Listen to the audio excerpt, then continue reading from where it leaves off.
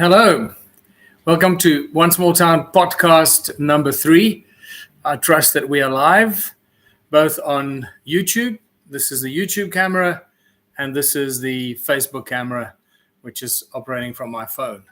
So my name is Michael Tillinger, and welcome back to another 1-hour discussion and sharing information about the One Small Town initiative, answering some questions, and dealing with all the interesting and exciting areas of this amazing initiative that is just exploding around the world. So last week, we spoke about very important aspects that I'm not going to go through again. We will try and deal with brand new subjects and topics every week. And whatever we don't finish the one week, we'll then continue that and roll it over into the following week. So I can see it's telling me my connection on my Facebook is slow. I hope that's going to change. In any case, we are live on both YouTube and Facebook. So hopefully one of them will be stable. I've had to travel about an hour to a friend's house where there is stable internet, fast and stable internet, because in the little town that I live in, it is virtually impossible to get good quality, fast and stable internet. So this is now the third week that I'm doing the One Small Town podcast, and it's the third venue that I've had to use because I've been traveling, I'm on the road, dealing with many different things. So this is a lovely background of some snowy mountains behind me. I've made myself comfortable in these lovely lounge, and they've retreated to the garage and doing their stuff there, so they leave me in peace while I do this live podcast. So this week, what are we going to discuss? Okay, I'm going to talk to you about infinity tokens. And the reason I'm doing this because I've had a number of emails from people that are really fascinated and interested in the infinity tokens. And again, the reason why many people are interested in this because they see it as an alternative and they're trying to compare it to cryptocurrencies. Now, I'm going to talk about cryptocurrencies and comparing that to infinity tokens and where the differences are, and really highlighting the importance and the absolutely amazing aspects of the infinity token. So infinity token in great detail as much as I can. I'm going to come back to membership. I'm going to talk more about memberships, One Small Town memberships, and all the things around it, the benefits of memberships and so forth. Remember this, okay? And I can't repeat this enough. One Small Town is not a compulsory thing. So if we start One Small Town in a specific town, not everybody is obliged to join us. Not everybody is forced to join the One Small Town initiative. It is a voluntary initiative. You choose if you want to join. So those who don't join don't benefit. Those who do benefit from everything that we do collectively. And I'll discuss those benefits again because I don't think we went through it in proper detail last week. We'll talk about ambassadors. I'm going to cover the absolutely critical role of One Small Town ambassadors. And it is now at this point in time of our evolution that the ambassadors are playing and are going to play a very, very critical role in the successful launches and mushrooming of the One Small Town initiative around the world. So we'll talk about that and the ambassadors. I'm going to talk about cornerstone businesses, cornerstone projects and cornerstone businesses, which are critical to the success of One Small Town and the many different aspects and the community upliftment programs that are obviously part of the One Small Town initiative. I'll hopefully, if there's enough time, we'll talk about benefits to investors. Why would investors want to invest into One Small Town businesses if they can only ever have 30% of the profit share? And we'll unpack that. And that is then connected to the investor token and our own funding mechanism that we have come up with, which we believe is absolutely brilliant. And it's taken a long time to find the easiest and the route of least resistance, navigating all the different legal obstacles and hurdles in the way. The moment you try and um, create an investment opportunity for your members, it becomes a bloody nightmare because of the financial and legal structures that have been put in place through our corporate structures and the stranglehold of governments and their corporate structures that have pretty much been launched in all countries. So it's become very, very difficult to launch certain things, especially if you're offering an investment opportunity and a participation in the benefits of specific businesses. So we've come up with a wonderful mechanism that I believe is going to grow and mushroom and explode. Again, everything we do with One Small Town is literally counterintuitive to what happens in mainstream capitalism. And the main reason is because everything we do for the benefit of the community, because we do it together and we all share from it. And everything is transparent. No one can hide anything. And in many ways, that flies in the face of cold, hardcore capitalism that in many ways has destroyed the world. I don't want to sound like I'm a communist, because that's not what this is at all. In fact, I think I mentioned it last week. We need to draw the distinction between contributionism, is what we're doing in One Small Town, where people contribute their skills and talents towards the greatest benefit of their community, themselves, their families, their future, making sure that we create a solid, stable foundation, filled with food security, great education, technology, everything we need for ourselves and want for ourselves and wish for ourselves in our towns and communities. Everything is possible if we just do it together. If we try and do it alone in the current structure and the current socioeconomic system and the dog eat dog and the rat race, if we do it alone, try and win and try and beat everybody, that's not a solution. So One Small Town, I believe, that's why I've been doing it for so long, coming up to 2 decades now. We believe that this is a solution for all the problems we face. And in fact, if there's time, I'll sneak it in during this podcast or at some stage, how the One Small Town initiative, over the years that I've been talking about it and dealing with it and doing the many, many workshops around the world. If you've attended any of those workshops, you'll probably be aware of this. But I always used to ask, the people, come up with any problem that you think is insurmountable, any problem that you believe we cannot fix as a society, as people in our towns, and people would write down the problems and that we don't think we can fix. And at the end of the workshop, what I would do, I would make people take out the little piece of paper from their pocket and come up front and read the question into the microphone. And I must say, there was always one of my favorite parts of all the matrix thinking, the kind of way we think, and because that's just automatically what happens, right? Because we come through the system, we come through the schooling, the college, university, the work, and trying to start a business and all the hurdles and red tape and bureaucracy that we have to deal with all the time. That is mind-numbing, nonsensical crap most of the time, just for the purpose of control. It's got nothing to do with helping and benefits and none of that. It's all to do with control, right? So that somebody up there remains in control. And what would happen is, by the time the people would take out a piece of paper and read the question after the whole, full day or a 2-day or a weekend workshop, and they would read the question, everybody would start to laugh and giggle because their mind was already reprogrammed. And they were now approaching it from a One Small Town perspective, thinking as a One Small Town member, realizing that our objective is to solve the problems, to solve the hurdles and the problems that we face, and come up with creative solutions and alternatives for what is currently restricting us and preventing us from achieving our goals and achieving our dreams.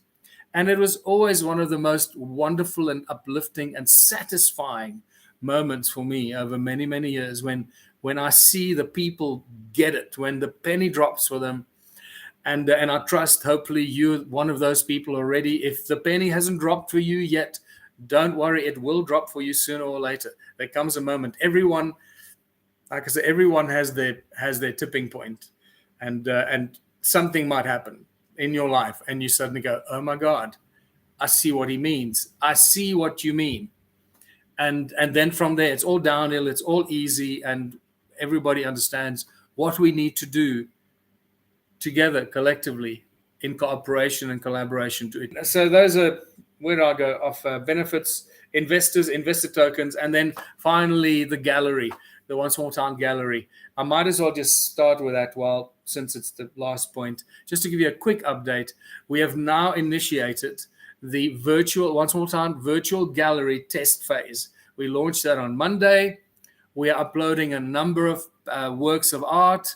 We are testing the payment gateway. We are testing the everything to do with the ease of upload of artists logging in, signing up to be a member, then applying to be an artist, and then loading their works of art onto the platform, onto the gallery, making sure that that whole process works, the payment gateways work, the everything to do with the shipping and packaging, all of that. So we're going to spend the next 10 days or so working on that, making sure everything works. And if everything works, including, by the way, the auction function, because the way it's going to work is that the best works of art every month, our curator, the One Small Town Art Gallery curator, will choose. Obviously, it's a subjective thing, so this will remain a subjective thing based on our curator's perception. We'll choose what we believe are the best works of art, and those will be featured in our online gallery auction. So that's going to be a monthly event, and that's also then going to roll over into the art galleries in the small towns when the One Small Town art galleries launch as a physical art gallery in each of the small towns as they come online and they start to work as the people launch their One Small Towns. And so we're going to test it, make sure everything works, that the auction site works, the bidding works, the starting date, the closing date of the auction, etc. You can imagine what I've just shared with you is a huge coding exercise. So we didn't buy a package from somebody. We didn't buy an existing online coding package. We built everything from scratch. So we own and control the entire blockchain. One Small Town IT management platform belongs to One Small Town. As I said, it's a very, very safe and secure, highly backed up server network that we have, because we are not doing something small. We're doing something very, very big. We're doing something that's never been done before. So we've got to make sure that it's a safe and secure environment on all levels. So the art gallery is making great progress. If everything goes well, we expect to then launch it to the public with the first auction of the chosen works of art on the 2nd of December. Now, the final point is, why is the One Small Town Art Gallery so different from any other art gallery? Is because we're setting it up so that our artists that log their work different from any other art gallery. Is because we're setting it up so that our artists that log their work, that load their work onto our platform, the One Small Town virtual art gallery, or the physical art gallery, that ends up all the same thing in the end. All these artists will turn their works of art into an NFT in the process, and it will remain on the platform so that anyone, anywhere, at any stage can make an offer to the new owner or the current owner, make an offer on that work of art. And obviously the owner of that work of art has a choice to either accept the offer or decline the offer based on what the owner's intentions are. That they buy the work of art as an investment, do they buy it because they love it and they want to hang it up in their lounge, never to sell it? It all depends. There are investors in art for all kinds of reasons. And so the work of art itself becomes the NFT. And every time it is resold on the One Small Town platform, the virtual art gallery or the physical art gallery, the artists gets a 10% royalty from the sale on. Artists will no longer sell their work of art and never see any benefits from it ever again. So artists are now going to become like authors and musicians. So they continue receiving royalties from the future sales of their works of art. So this is a huge shift, and I believe a change in the way that we treat artists. I'm talking fine artists and sculptors and those kind of artists, not musicians or actors or those kind of artists. So this is huge. And this is why it's taken so long, because the coding and the programming is intense and very, very intricate. So I trust you understand, if you saw me talking about it a year ago, I was naively, I believe that we are very, very close to launch the art gallery, and I got very excited about it, only to realize that we only have so many coders because we only have so much money. So we can only pay so much money every month to our coding team, right? So they have to choose, what are they going to work on now? So whatever we choose to work on means that everything else is left while we're focusing on that particular part of the platform. So exciting news. The Once More Town Art Gallery is going to be launched very soon. So now let's go to the first thing that I wanted to start with, and that's the infinity token. Because as I said earlier, that I've had a number of emails, people asking about the infinity token, how it works, why is it different from cryptocurrency, and so forth. So let me take you for as long as it takes now. Hopefully it won't be an hour, because I still want to get to some of the other things. Why the infinity token is so incredible, is so unique, is so different from any other token or community token or cryptocurrency or anything like that. First of all, let's deal with cryptocurrencies. And please keep an open mind all the time. I might make here every now and then, I might make a sort of a sweeping statement, that sort of a general statement that might not necessarily apply to all cryptocurrencies, but generically and generally within the crypto world and the crypto mindset. Now, the crypto mindset has become a very interesting mind virus. Like we have the woke mind virus that we're trying to destroy, that has destroyed many millions of people's lives at this stage. I believe that the crypto mind virus has also captured a lot of people, because people have become crypto crazy, and they believe that crypto is a solution for all things. Blockchain certainly is a solution for many things, but that doesn't mean that crypto is.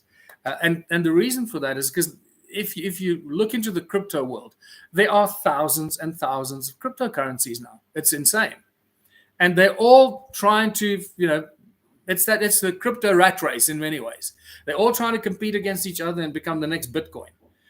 Now, keep in mind that when Bitcoin was launched, and once again, I'm going to repeat myself, because many of these things are necessary and worthy of repetition so that it sinks in. Remember, repetition is the best way of learning and memorizing and remembering things. So crypto, when Bitcoin was launched, me included, and all my friends, we are so excited. We believe that finally we're going to have an alternative way of exchanging things that is away and outside of the fiat currency system. In other words, money. Fiat currency, if you don't know what that means, fiat currency means that the money systems, the dollars, the pounds, the euros, the yen, and the different currencies in each country and around the world. The fiat currencies that literally mean nothing. It's just some logos printed on a piece of paper. Now, that's a sweeping statement, right?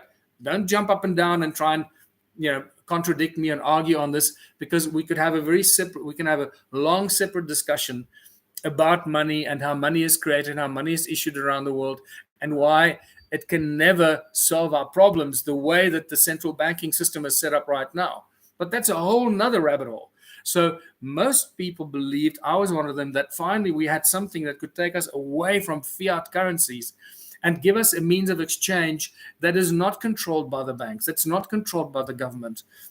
And we can start becoming a little bit more free with who we choose to deal with, who we choose to trade with and exchange across the world, across borders, because that's what crypto does, right? Unfortunately, it didn't do that, because Bitcoin became an investment opportunity and became an greedy investors chase. Look what's happened to it right now. What is it? I think it was $90,000 I looked last time. I mean, it's insane what has happened. And because there's a scarcity that was created around it. I can't remember if it was 20 million or 12 million Bitcoins that were originally issued. It doesn't matter. The point is that cryptocurrencies are launched by people that ultimately want to benefit themselves and make a lot of money for themselves by launching those cryptocurrencies. There might be some that are doing it for altruistic and communal reasons or humanitarian reasons, but the way that crypto is set up right now, if it is a cryptocurrency that is traded on the stock exchanges, if it's traded on the open markets and so forth, it can never help the world. It can never help humanity. It can never help you and me in an ongoing way that it doesn't come under attack by people that want to attack, that want to try and crash it, and so forth. So at any stage, any one of these cryptocurrencies that are traded on the open markets can be crashed by infiltrators, instigators, greedy traders who have some scheme or whatever.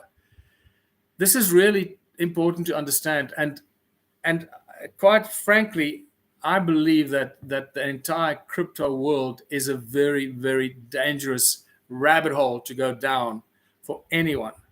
And this is why the One Small Town Infinity Token was created, because we needed to find some form of realizing or proving, that's the word I'm looking for, proving, some form of proving that our members, the One Small Town members, have gone and contributed their 3 hours every week or every day or whenever, once a week minimum. Remember, that's the One Small Town fundamental pledge that you make as a member, is that you pledge to contribute 3 hours a week of your time towards one of the projects or businesses in your town, in your community. It's got to be in your town and your community, because that's where you are a member, right? So that's what you pledge. And we had to find a way to prove that somebody would arrive at the bakery or at the shoe factory or at the dairy or cleaning the streets or helping the orphans or taking the elderly to the hospital as their chore for the week or for their 3 hours or whatever it is, right? So we need to know that somebody has actually gone and done that job and done that work for their community, that they've contributed their time to the community. So we started to look at, what do we do? Do we work with a punch card system, the old style clocking in, where you arrive for a shift at the factory or at your office and there's a clock that you have to put the punch card in? And do the people then take the punch card to an office somewhere, or do they go and take the punch card at the end of the month to the One Small Town store and redeem their goods and benefits? And we're going to come to benefits. What are the benefits to members? So remember, we're not going to skip that. We're going to go through it in detail in this session. And then we realized that that's an old system. Punch cards, that's such an old dinosaur system. We've got to come up with something new and better and space age, right? This is Elon Musk kind of thinking. We got to think way out of the box. And that's when we realized we've got to start using the technology that's available. It's free to everyone. It's free for us to be able to use it. We don't have to buy the technology from anyone, like barcoding systems, and you have to order barcodes and etc. So the QR code system and QR code scanners and readers became the obvious thing. But then we realized that when you go and contribute your 3 hours, you've actually created value. You've done 3 hours of work, and it's got to be, there's value in that. The value is going to come back to you in the other benefits, in the profit share from the businesses and in the basket of food and goods at the end of every month. But at the same time, why don't we create that turn that 3 hours into a community token? And that's when the Infinity Token was born. So it now becomes an additional value and a benefit to our members. And because you have just worked, or any member that has just contributed their 3 hours to their community, they've created that Infinity Token by contributing those 3 hours. So the Infinity Token is a true asset-backed token that's owned by the community. And this is the most important thing. We can never run out of these tokens. And the reason I'm saying that is because I've had a number of crypto-minded people email me and ask me, and this is not the first time, so I've been through this many times before, because you will see if you look at the white paper on our website, the Infinity Token white paper, you'll see that we issued 24 million Infinity tokens, right? 24 million Infinity tokens were issued as the original tokens. That doesn't mean that that's going to stop there. No, those are tokens that were issued for us to sell as seed funding capital to help us raise money for our office and the One Small Town office, which is at the moment a very hungry beast, because as we grow, as we become more successful, we have to get more and more experts in to do this and do that, whether it's IT or internet stuff or our contracts. Our legal contracts are costing us a bloody fortune. The lawyers that we have to use are very, very expensive. And you can imagine we have to use the best lawyers we can find, and the best lawyers we can find are not necessarily always humanitarian. So we have to pay them. So the more successful we are, the more it costs us. So those first 24 million tokens were issued as seed capital to help fund the One Small Town office. So we keep selling those, and those funds help to fund and run our office.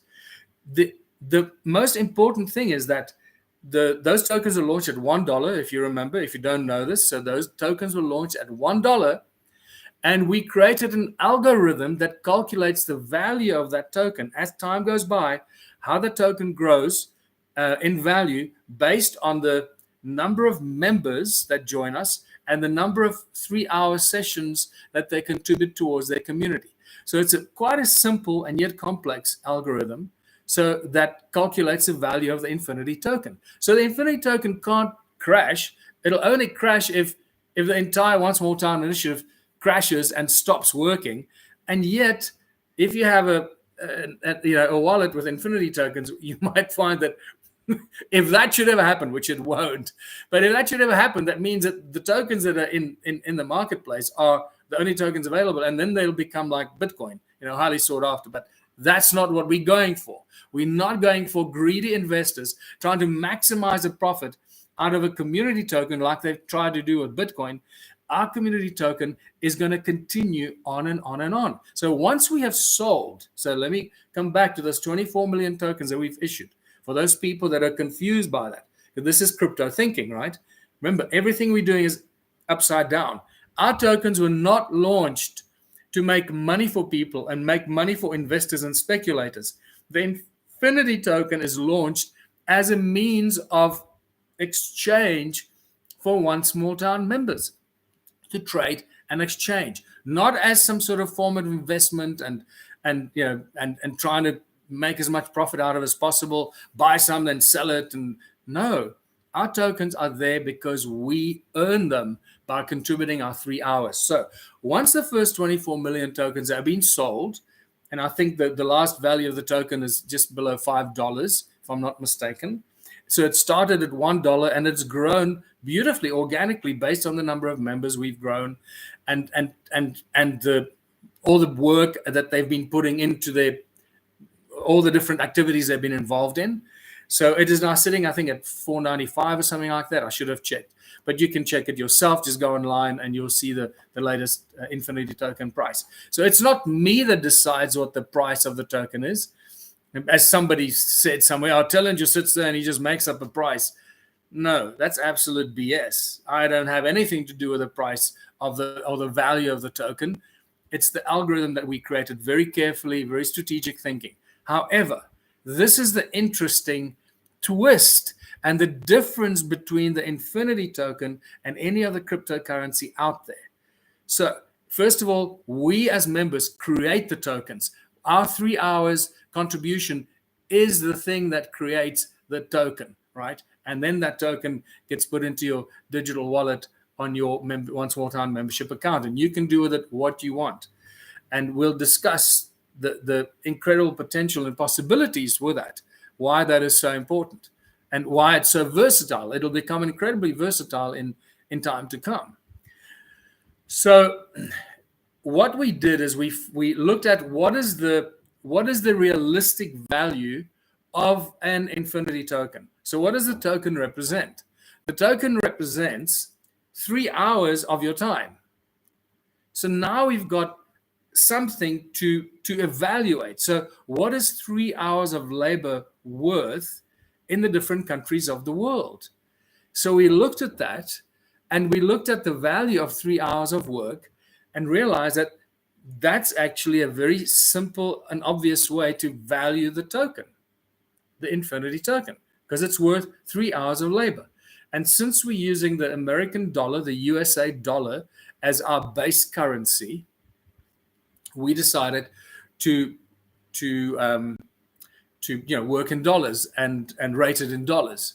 So we looked at the minimum wages in the USA, from the small towns and the different industries and so forth, and it came to whatever it was, and 3 hours of that was like $39.95 or something like that, very close to $40. So we then decided to round it off and valuate one infinity token at its launch position, at its launch date, because since then the minimum wages may have gone up. But at the time of the launch of the infinity token, which was launched at $1, the true value of the infinity token, 3 hours of your time, is actually $40. I trust that makes very simple sense. So the way the algorithm has been set up is that the value of the token is going to keep growing until we have 40,000 members, either around the world, and each of those 40,000 members are contributing 3 hours a week towards their community, towards their businesses, towards their projects. At that point, the value of the infinity token is going to be $40. So that's how the algorithm was structured. I hope it's making sense, and how completely different this is from any other cryptocurrency. So at this stage, the maximum value of the infinity token that we can imagine is going to be $40. So the only time that you can speculate and hope to make a profit on the infinity token is if you buy them now, right? While they're still $4. So all the people that bought, I think we sold 1 million tokens in the first 6 weeks. And that money was used for all the office expenses and so forth. And so every month we continue using the funds that come in, but we need a lot more than what we're selling at the moment. So this is why I keep saying, become a patron and help support our office. But what people don't realize is that the only time you can speculate and make money on the infinity token is now, while it's still available. Those 24 million tokens. We have now, I think we've sold 1.5 million tokens now. So there's only 22.5 million tokens left. And whatever the price is that you buy it at, it's going to keep going up until it reaches $40. So the people that bought the original tokens at $1, they're literally going to make 40 times as much as they bought the token at. And the reason I say that, because now I'm sounding like a speculator, right? And an investor. Yeah, a little bit. But this is the only time that the leverage is available. It's because once those first 24 million tokens are sold, we as the One Small Town office aren't going to have any more tokens to sell. So at that point, the only tokens available that will be available for sale will be from existing members that have tokens that they choose to sell. And if our members decide that they don't want to sell their tokens because it's not worth it, then there'll be no infinity tokens available. And then you'll have to sit and wait until somebody wants to sell their tokens. Once you have them, you can trade, share, exchange, everything that we do in the One Small Town community. It's going to build towards that. So I hope that this is making sense a little bit more, because I know that crypto heads and people that are in crypto constantly think that we're dealing with a crypto. We're not. We're dealing with an asset-backed community token that is created to benefit the members of the community, not to benefit speculators and investors, some of whom may have nefarious and ill intent, trying to possibly undermine or crash our success, or crash the value of the token. That can't happen. And keep in mind, you can never lose your tokens, whether it's Infinity tokens or any of the future investor tokens that we will be launching. I'll talk about those hopefully today still. And so you can never lose your tokens because they literally go into your digital wallet, which is part of your membership account. So it's like having a bank account, except this is your One Small Town membership account, and attached to it is your digital wallet that holds all your tokens, starting with the Infinity tokens. And as time goes by and you as a One Small Town member wants to invest in other future businesses that we're launching because you like the business and you'd like to have a little profit share from that business down the line, you'll be able to buy tokens from every business that we launch, investor tokens associated with the funding of that specific business. So, and I'll talk about that because that's a separate and a very interesting and exciting development that we've accidentally stumbled upon. So I hope I've explained that well enough that it makes sense. I can't believe we're already 36 minutes into this and I've only dealt with the tokens. So, but that's good because it's it's important that we deal. I feel that sometimes when you do videos and you get all self-conscious in the video and whatever, and sometimes videos don't work. And I like this live format because it keeps me on my toes and it makes me think and shoot from the hip and be able to deal with things as they come to mind. And it's live and it goes out, and that's what it is. So that's what we're getting here. Okay, we've dealt with the tokens. We've dealt with the algorithms, the difference between cryptocurrencies and Infinity tokens. I hope I made that clear. Keep in mind, maybe I didn't say this. Infinity tokens are never, ever sold on the open stock exchanges and the open crypto markets. No, they're part of our private One Small Town membership. They're only sold to One Small Town members and only traded between One Small Town members on the One Small Town platform.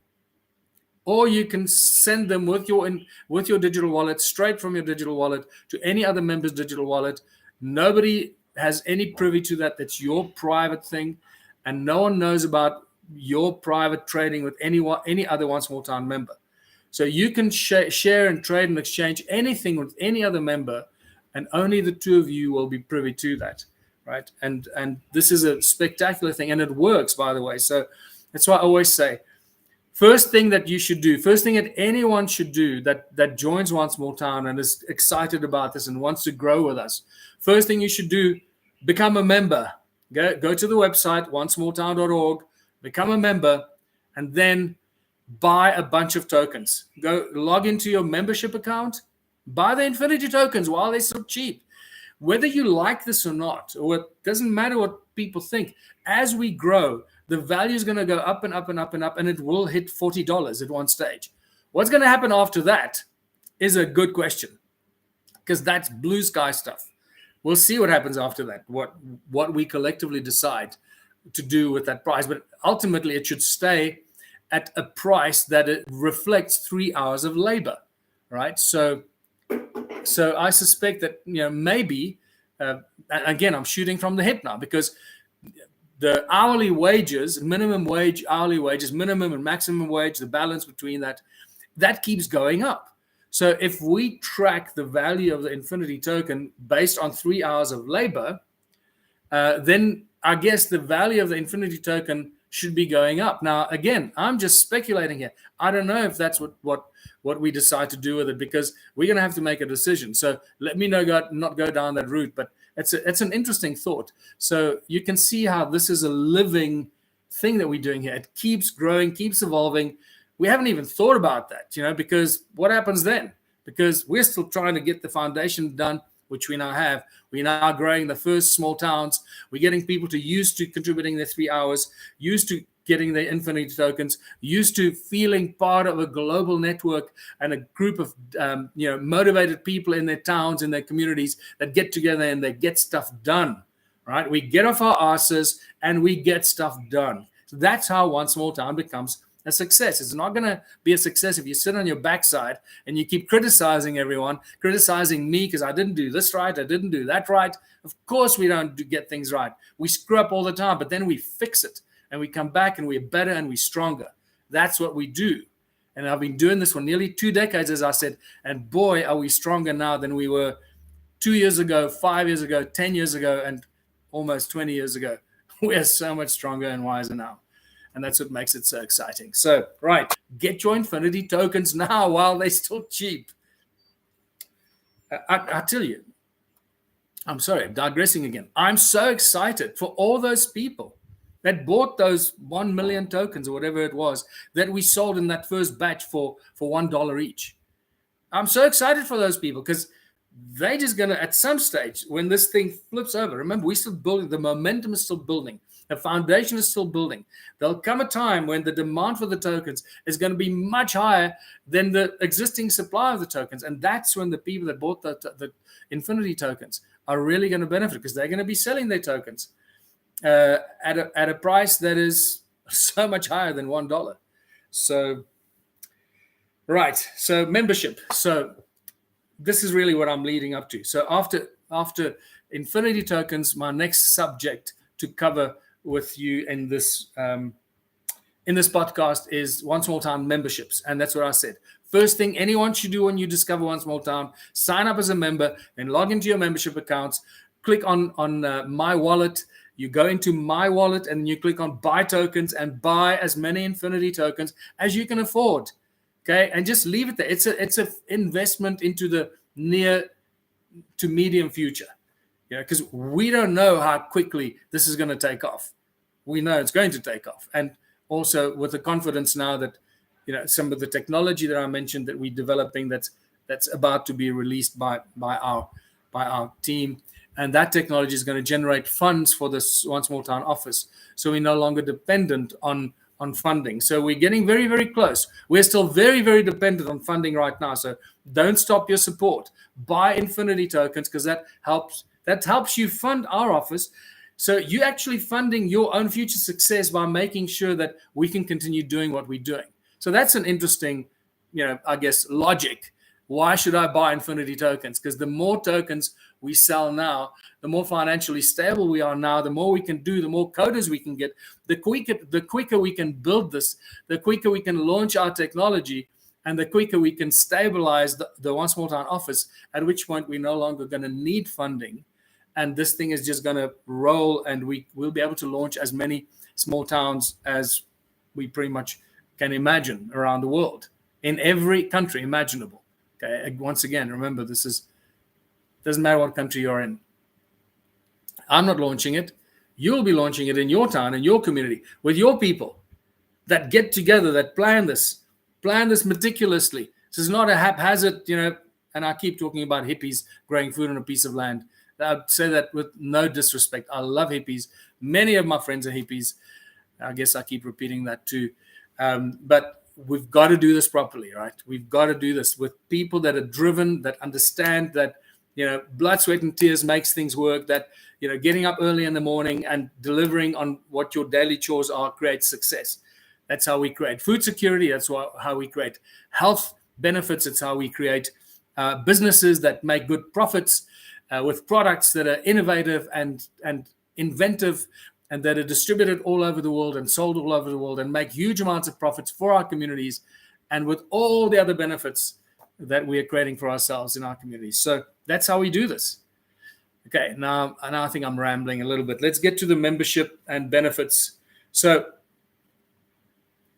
the key thing about One Small Town is that the members must feel at all time that they are benefiting. The moment our members feel that they're not benefiting, then this whole thing is a waste of time.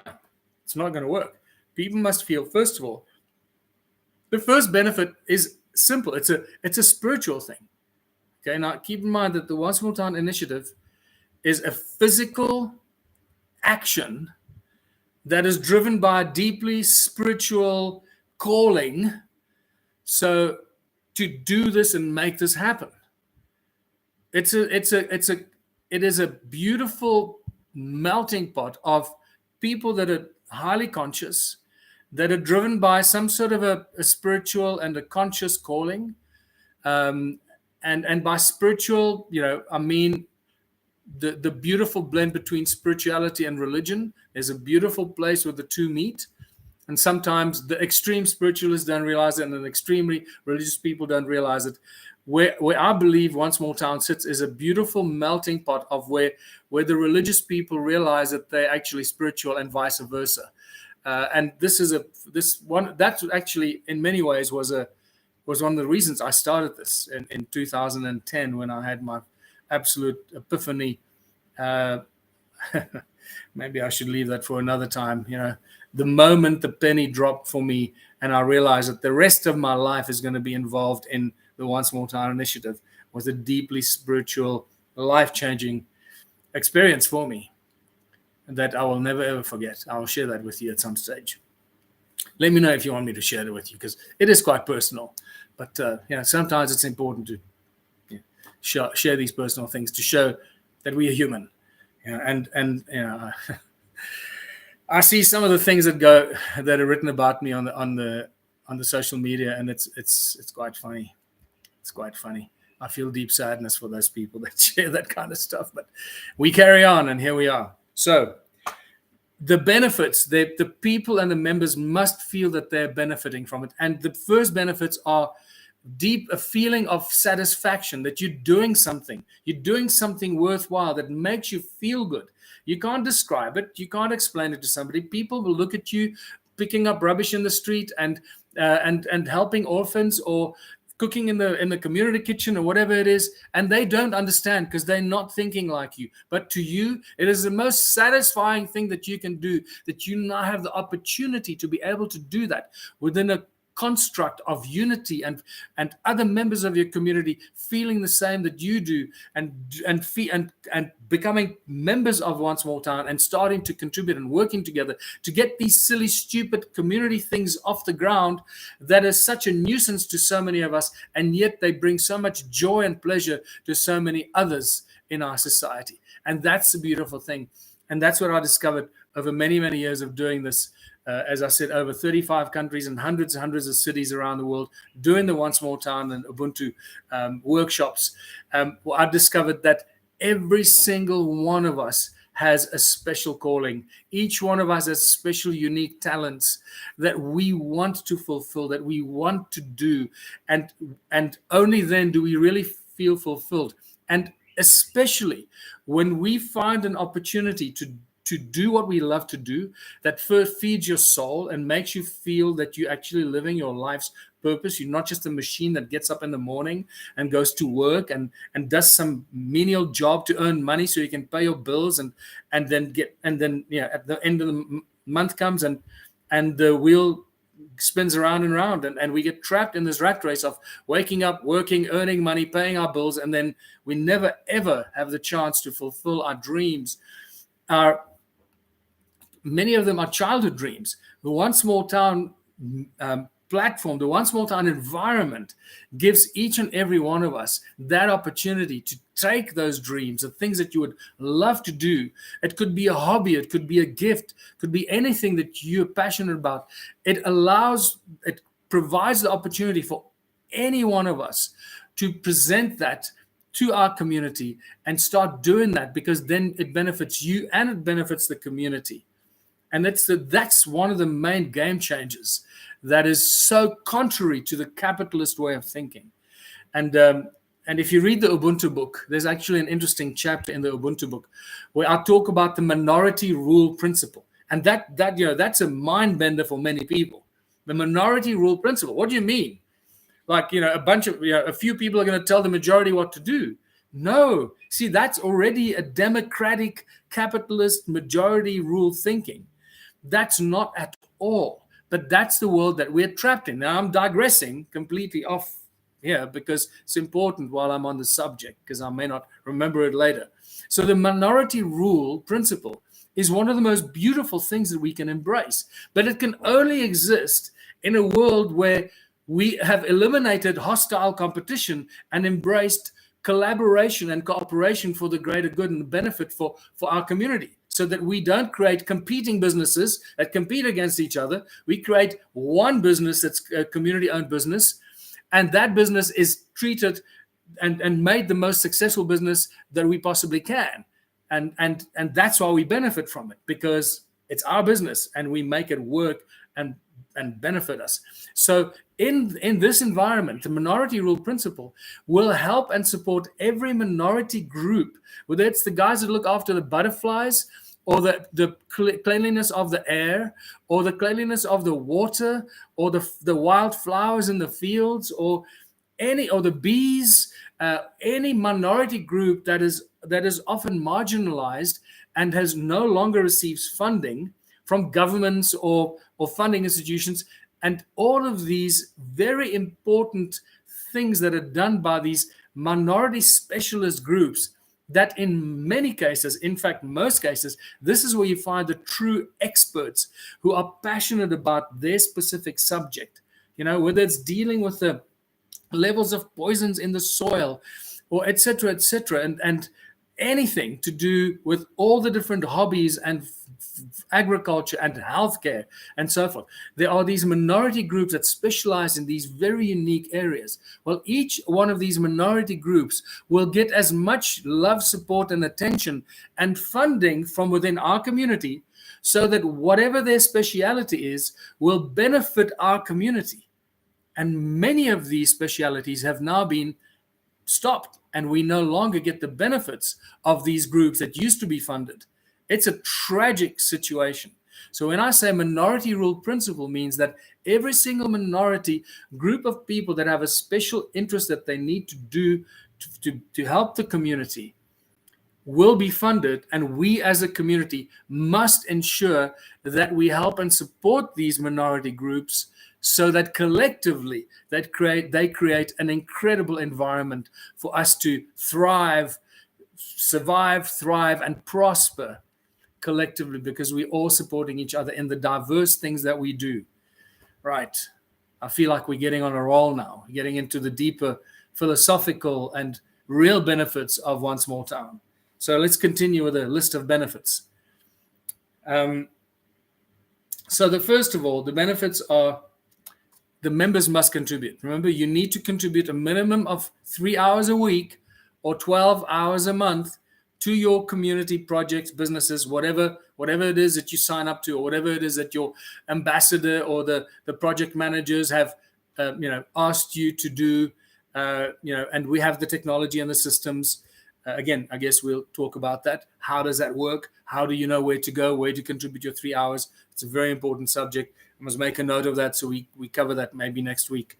We'll go through that. These are critical questions, I guess, that people have. We need to go through that.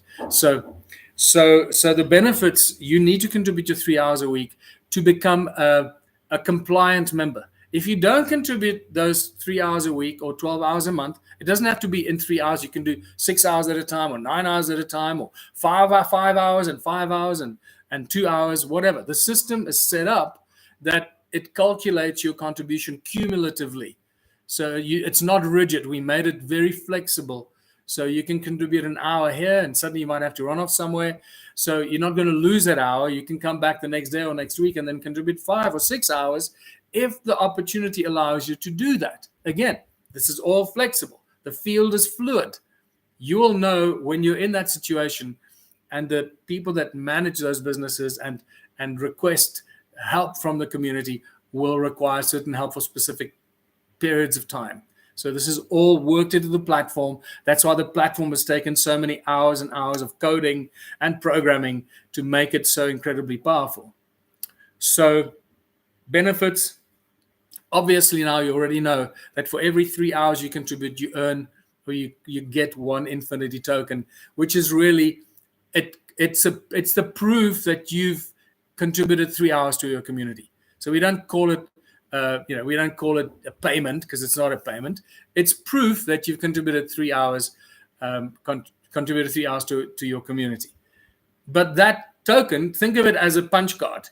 Like, in essence, we could have done it with punch cards, and each punch card could have become a physical thing that became an object of value, like a note, really. But now we're doing it with community tokens. It's the same kind of thing, right? So very different from cryptocurrency. Community, private membership, community token, not traded on open stock exchanges and markets. I must just stress that again, just in case people get confused. Okay. And then obviously the tokens that you can then use to share, to trade, exchange anywhere which you want. Plus, this, as soon as the One Small Town store comes online, and we have the funds start stocking that store, and we have our own projects and own businesses and farms and lands growing stuff that'll fill the store up, you'll be able then to go and use your tokens in that store, right? At the same time, we have the bundle of goods, the basket of goods. So a portion of the things that we do and we create and manufacture and the food we grow, a portion of that will be allocated to share with our community. And you, every month, as a compliant member, will be able to get your basket of goods. So there's a whole system. Again, this is all written out in the white paper, the white paper, and you can read up more about that there again. But we can come back and we'll talk in more detail about that. But this is still something that's evolving, because we haven't got there yet. We know that we want to do that, and I guess by the time we get there, we'll figure out a way how to best divvy this up, divide it up, and so forth. But I can tell you, one of the most complex problems that we faced, and this is a legalese, capitalist, corporate structure problem, is like when we start growing food on a commercial scale, and we're growing food to export and to sell, it's not easy to say, well, we're going to take a portion of the food and distribute that to our people, because now we break in the capitalist way of doing accounting and calculating return on investment and profits and all that. So we've had to find a way to blend those two together, which we did. We found a way of doing that, and I'll go through that separately, just so everybody's very, very clear on this. So the benefits, so it's the tokens, the benefits from the One Small Town store that you're going to get, share and exchange your tokens, and the profit share from the businesses. So all the businesses that we start in our community, we try and make as much profit as we can. And keep in mind that because we are the labor force, we are the free labor force. We contribute our time by choice. We choose to contribute our time. So that cuts out thousands and thousands of hours of labor. Let me just remind you again, in a town of 10,000 people, if each one of us contributes 3 hours a week, that means we have 30,000 hours of free labor every week, 120,000 hours of free labor every month that we can do something with. So we will decide with the ambassador and the town project managers and the people that are planning the projects, together with the community, can decide what businesses we're going to start, what businesses we're going to, once we have a business plan, we raise the funding, we create the investor token, and we launch the business based on the business plan. This is not some willy-nilly shooting from the hip.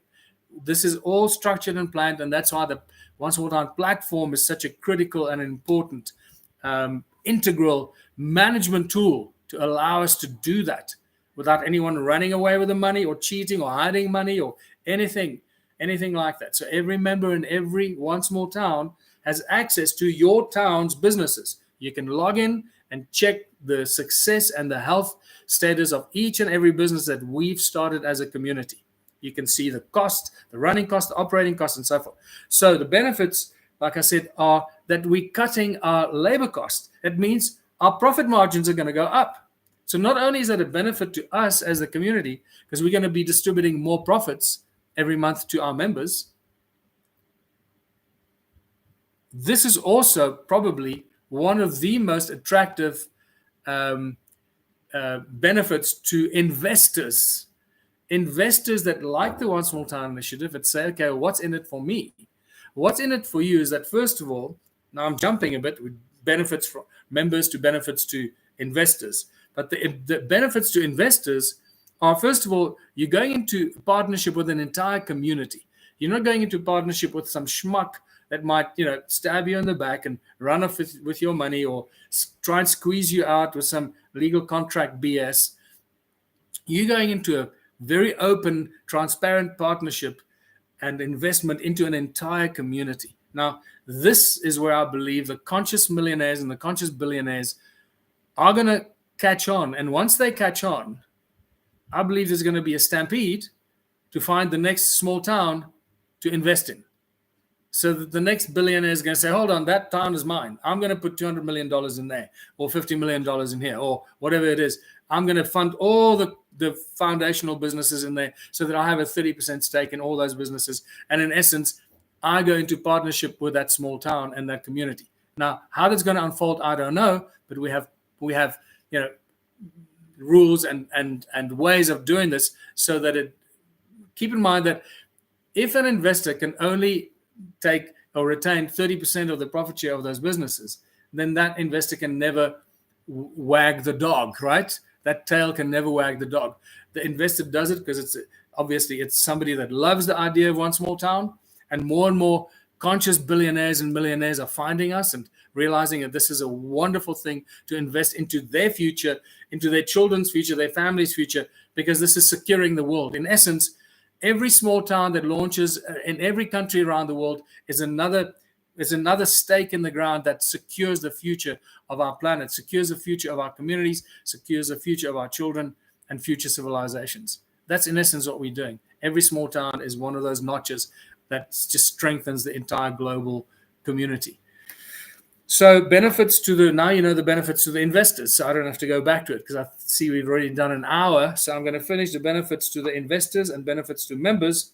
And I'm going to finish with Cornerstone businesses, and I think we'll be done for today. So benefits to the investors, you can see very clearly, and that's going to come. It's going to happen. And because it's so completely transparent, if I was a multimillionaire and had $100 million I didn't know what to do with, instead of putting it on the stock markets where they could crash, they could fluctuate, or into Bitcoin that could crash tomorrow, if you invest that into a small town and you know that you're funding cornerstone foundational businesses, whether it's healthcare, engineering, technology, food growing, food security, seed banks, etc. If you've got a diverse investment portfolio in a small town and you're a 30% partner in all of that, my goodness, what an incredible investment that is for you and your family and your children, creating this utopian, beautiful, Eden of a place. It's like the Garden of Eden that you're helping to create for your family and your children's future. That's how I see it for the conscious millionaires and investors. So, and then obviously the profits from those businesses. You're actively helping for that community to bounce back. So, and so back to benefits to the members. So it's the tokens, it's all the benefits from the tokens, the food kitchen. Remember that if you contribute 3 hours a day, if you've got nothing and you wake up in the morning, you've got nothing and you don't know what to do with yourself, now you can go and contribute 3 hours towards one of the One Small Town projects that we're busy with. That gives you an additional token, and you go and get a plate of food in the community kitchen. So now you suddenly got a bit of self-respect. You've got a purpose in life. So the benefit to members in the countries that are really, really poor, and the people in the small towns, there's 50, 60, 70% unemployment. The people have nothing to do. We've literally turned the success and the prospects of our town on its head. Now we not only have a labor force of few thousand people every day that have nothing else to do, now we can fix our town, do things that we could not do before because we couldn't afford the labor. We're doing it ourselves, and yet we're taking care of our members with our tokens and our food kitchens and the end of the month basket of goods that they benefit, and the profit share from all the businesses. So it's a game changer on every level. And if I haven't said it yet, I'll say it many times. In one small town, everybody benefits. Everybody. Doesn't matter how you spin this thing, from the investors to the poorest of the poor, to the rich people in the community, to everybody benefits, because whatever we do keeps uplifting and improving the life and the lifestyle and our security in our own communities. So those are the benefits for members and investors. And then I was going to talk about ambassadors and how important it is for the choice of ambassadors. I'm going to leave this for next week. But right now we are on a drive to find ambassadors. because that was one of the weak links, and I said this last week. This is one of the weak areas that we really had a baptism by fire, learning the hard way, trying to figure out how best to start this, you know. And we've learned so much. And I believe we now have a really solid way of profiling the people to see if they are the right kind of person, if they have what it takes, if they have the right experience and track record and so forth. Because the ambassador role is a very, very important role in the One Small Town initiative, in our current existence, in our growth and our expansion around the world through all the countries. Without a strong ambassador that is totally and utterly resonates and understands the fundamentals of One Small Town, it can't happen. It will constantly fail. It's like having a CEO running a company that doesn't know what he's supposed to do. Okay, you can't have that, right? So you can understand that's a very clear analogy, because in each of our small towns, we're going to start more and more businesses. We might end up with 100 or 200 businesses in a small town. And the ambassador is, in essence, looking after the success and the health and the profitability and the success of all these businesses. So the ambassador needs to have like a CEO mindset that can manage large numbers of people, can manage different departments, different products, different sections, different people, from researchers to inventors to healthcare people to farmers to et cetera, and deal with people and make sure that the ambassador surrounds him or herself with people that know how to deliver. And so the ambassador needs management skills and a big vision of where this One Small Town in my town is going. What are we going to do with this? What are the real opportunities? And this is where the community, where the young Elon Musks of your community will come out. You'll find the most incredible talent that you cannot imagine once you start opening the doors and opportunities to the people in your community. And once again, I speak from personal experience. Your mind will be blown once you start inviting and opening people to join your initiative with ideas for businesses and innovation and et cetera, et cetera. You will not believe, and it is one of the most exciting things that I remember I went through when I launched it in my community, as I mentioned, and it did very well for about 2 years until the municipality shut us down in a malicious move.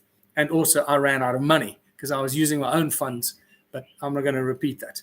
So the ambassadors, and we're going to come back. But in the meantime, if you believe that you want to be an ambassador, we need country ambassadors and we need town ambassadors. Very important. There's a distinction between the two. So the country ambassador is like the person that is going to manage all the activities of One Small Town in that particular country, which means it's going to deal with all the legalese, like how do you register the One Small Town initiative in that country. So we have now figured it out for South Africa, for the USA, for the UK. After about a year of wrestling with it, we finally figured out what are the right and the correct legal structures, the corporate legal structures, to set this up so that we can work as a non-profit organization, because that's what we are. We're a humanitarian non-profit, and yet have for-profit businesses that generate funds and money in the small towns that help to fund the various non-profit One Small Town offices. So this was an interesting challenge and a complex challenge that took us more than a year, almost 2 years. Actually, it was more than 2 years to figure it out. So we have now finally figured it out, so we can now go and launch successfully in the USA, launch successfully in the UK, and we're looking forward to the other countries. So obviously, we are focusing on the English-speaking countries because everything we do is in English right now, and it's not easy to translate everything into other languages because it's a lot of work, a lot of translation. So we really are focusing on English-speaking countries to make this a success, launch a few hundred small towns. By then, things will be running smoothly, and we can appoint the right translators and right people into those positions to do the translations on the platform, on the websites, all the videos, and so forth. You can imagine that's a huge job to do it in so many other languages. So that is where was I? That's where we are. The ambassadors. That's right. The country ambassadors and the town ambassadors. Now, the town ambassadors, I would like to please ask you, go online, read how to become an ambassador. Okay, go to onesmalltown.org, click on how to get involved, and you'll see how to become an ambassador. Read that entire thing really, really carefully. And if you think you have what it takes, if you'd like to become a country ambassador in another country, another English-speaking country, so it could be the Caribbean, it could be Australia, New Zealand. Keep in mind, we had ambassadors in all those countries. Unfortunately, those ambassadors fell by the wayside once we got to a certain stage, and they realized this was a bit too rich for them. And some of them suddenly felt that we're going in a different direction than they thought we were going. And this happens. And some of them, it just became too busy. They didn't have enough time, because this is still a volunteer job right now. At the moment, our ambassadors are not getting paid because there's just not enough money. So all the ambassadors right now are doing it out of love because they can. So they need to be reasonably financially secure, financially independent, so they can have this time to do it.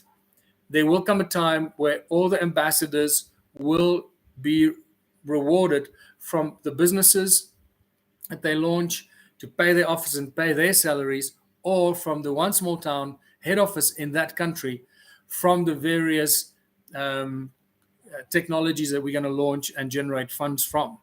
So we're getting to that stage. And I'll share more information as that comes online. So we're now 1 hour and 12 minutes into this.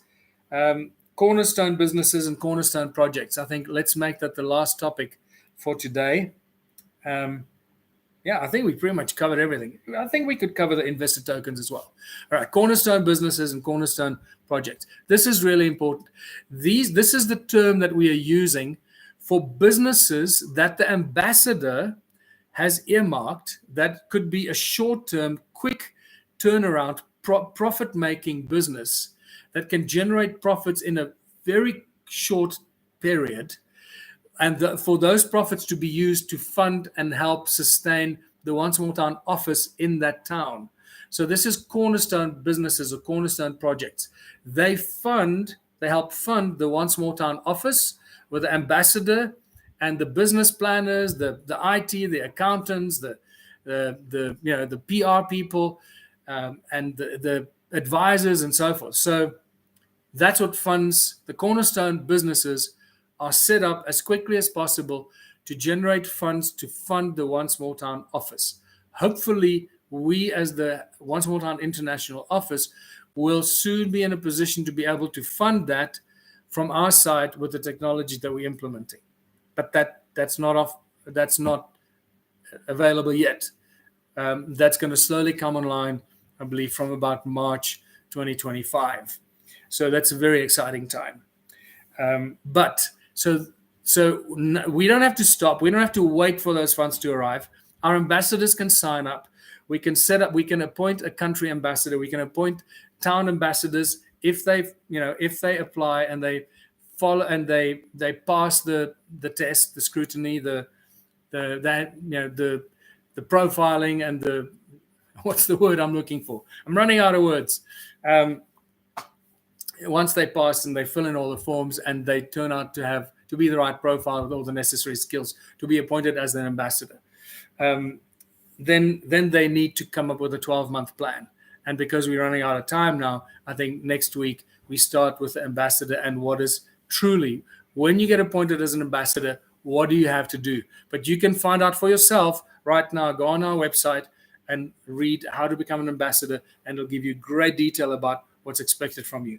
So the cornerstone businesses, I trust I've explained that those are businesses that we start right up front to help fund the office. And then once the office is stable, then anything is possible, right? Then we can literally do anything we choose, because then we can fund the kitchen, the community kitchen, the One Small Town store, the security company, and the sports, arts, and culture. Those are the other four, what I call mandatory. I hate that word mandatory. I need to come up with a different name to mandatory, but one doesn't come to mind at the moment. It's mandatory because we believe that with those things in place. If you take care of your community kitchen, the One Small Town store, the security company, and the sports, arts, and culture, and you have a budget for that, and you can manage those, there's no chance in hell that you're going to fail with the One Small Town initiative. The moment you got those foundations in place, you will have a success. And this is where I speak from a hardcore experience with virtually no money doing those in my community: the kitchen, the community hall, the store in a way, food kitchen, our security, because we protected the things we had with our own people, and the sports, arts, and culture. I tell you what, it was like,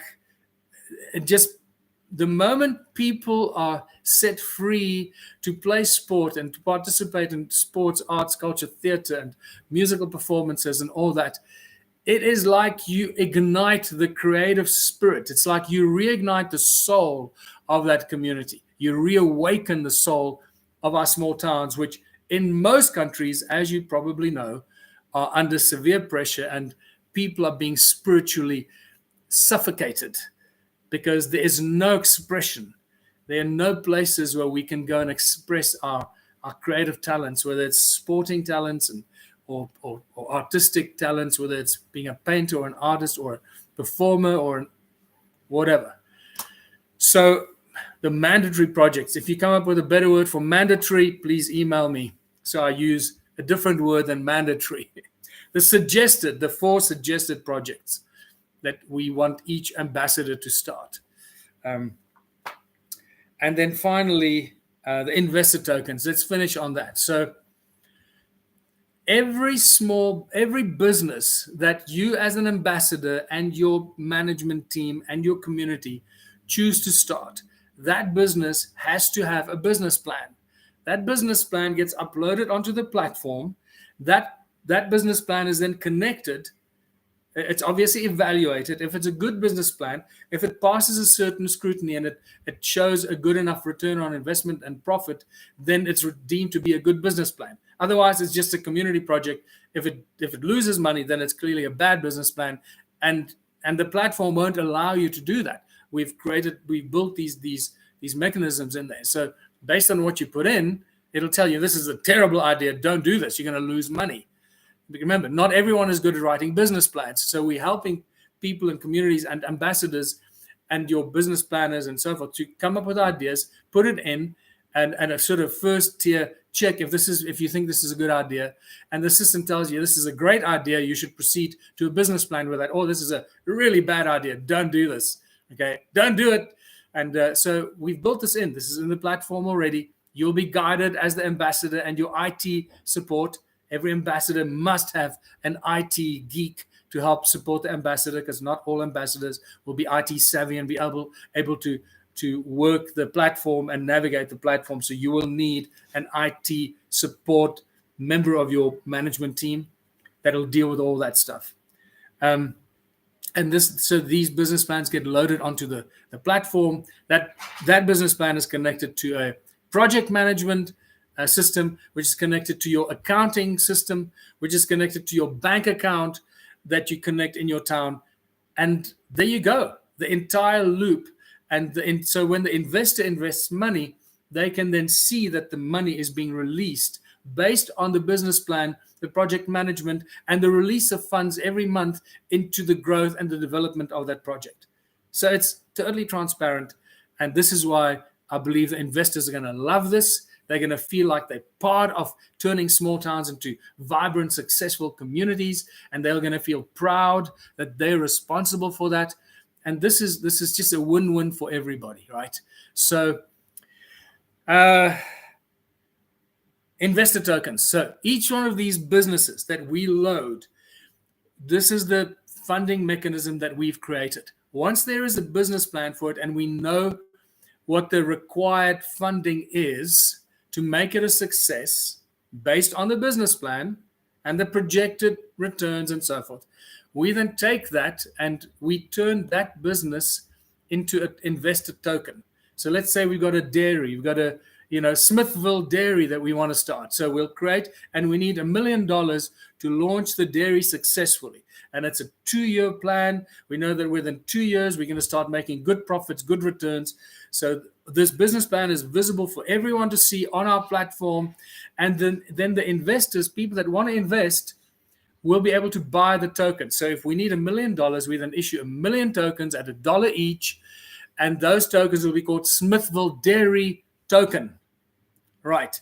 But what we've learned now is that we can't launch it as an investment opportunity, because the moment you use the word investment, the SEC and all the financial bodies and watchdogs are on your back, breathing down your throat. And that became a big no-no and a red flag. And we realized that we can't do that, because we're going to get into a tremendous amount of trouble. And we're a humanitarian group that want to help towns and communities. The last thing we want to do is now start registering every business, because we now want to invite investors, having to register every business with the SEC, because it has a component of investment in it. And that's what you'll know if you're into investments, that the SEC is highly, and that all the regulatory bodies are highly involved in your investment offerings. So we've created something completely different. There are very simple way, and that is using crowdfunding. And crowdfunding is a very well accepted form of funding around the world. Nobody questions crowdfunding. It's become one of the most successful ways for people to crowdfund their businesses, their ideas, their dreams, whatever. I mean, people crowdfund the craziest things. I want to travel around the world. Crowdfund my trip around the world, and people raise funds to help them travel around the world. So can you imagine, once we start raising these tokens for each of our small businesses, and from small amounts to large amounts, right? And each one of those tokens is a token that you receive as having contributed through crowdfunding. You receive the number of tokens that is reflected based on the amount that you bought. So you're not buying shares, you're not investing, you're crowdfunding. But the benefit of the crowdfunding is that you receive these tokens in your digital wallet. Remember, you have to be a member. You can't just crowdfund. You first need to become a member of One Small Town, which means you have a digital wallet. It means you go into your digital wallet and you buy the token through your digital wallet. So it's not as we make this available on some trading platform out there somewhere. No, part of our membership. Once again, private membership structure, and that protects us against many, many onslaughts. So each one of these businesses that we want to launch will have a token. Those who want to fund that business will fund it with whatever they can afford, and in return they get their token connected to that. And there's a limited number of tokens. And then based on the number of tokens you have, 30% of the profits of that particular business will be distributed to all the crowdfunders that supported that specific business, who crowdfunded that business. I trust this makes sense to you. So that's how we created an alternative way to help crowdfund our businesses without getting involved into deep legalese and contracts and SEC and all that stuff, which we're actually trying to move away from. We're trying to decentralize. We're trying to free ourselves from the red tape and bureaucracy and all the corporate BS that destroys our lives in most instances. So you can imagine a few years down the road, there are going to be thousands and thousands of these crowdfunding tokens that you will have. Some of these businesses are going to grow. They're going to grow into big businesses that make big profits. That means the distribution of the profits from those businesses are going to be a lot bigger than they were in the beginning. It means the value of that token is going to grow. So it's literally like a private stock market of our own private membership businesses and the tokens that were earned by the funders and the donors towards those businesses. So let this sink in, and I think the crypto heads out there will realize how powerful this is. So, 5 years from now, we might find that the One Small Town trading platform might be bigger than the whatever. You know where I'm going with this. I don't even want to say it because it's a very exciting prospect, and I believe we're going to get there because we're building something beautiful and magical that's never been done before, and we're doing it with the right intention, with love in our hearts, with gratitude that I've been given the opportunity and the gift from God to be able to do this, and all those that have joined me over the years. We're building a beautiful team of highly conscious, very, very talented people around the world, and our team is growing and growing in leaps and bounds. And on this note, I think I'm going to end off here today. Thank you to all those that are supporting One Small Town. If you're not yet a patron, please become a patron. Go to One Small Town and sign up as a patron. We still need financial help critically in these last 2 or 3 months. Well, let's say 6 months. For the next 6 months, we're still going to need a lot of financial support while we're getting our technology off the ground, while that starts to generate profits for us. We need to keep ourselves alive and keep things going. So sign up as a member, buy a bunch of Infinity tokens. That's probably the best way to invest because you're actually getting something in return. Or if you just want to become a patron and because you're benevolent and you love what we do, go and do that as well.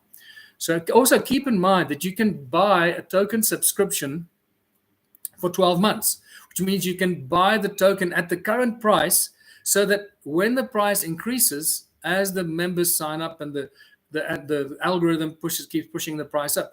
If you sign up for 12 months, you pay that particular price for 12 months, right? And then so you actually benefit from it. So that's it. I've covered pretty much everything. My goodness, I did cover every point. I'm more than impressed with myself right now. Thank you for watching. Thank you for being here. Until next Wednesday, this is Michael Tillinger. Go out there, tell everybody about One Small Town, sign up as a member, and we'll see you next Wednesday. Okay, until then, ciao for now.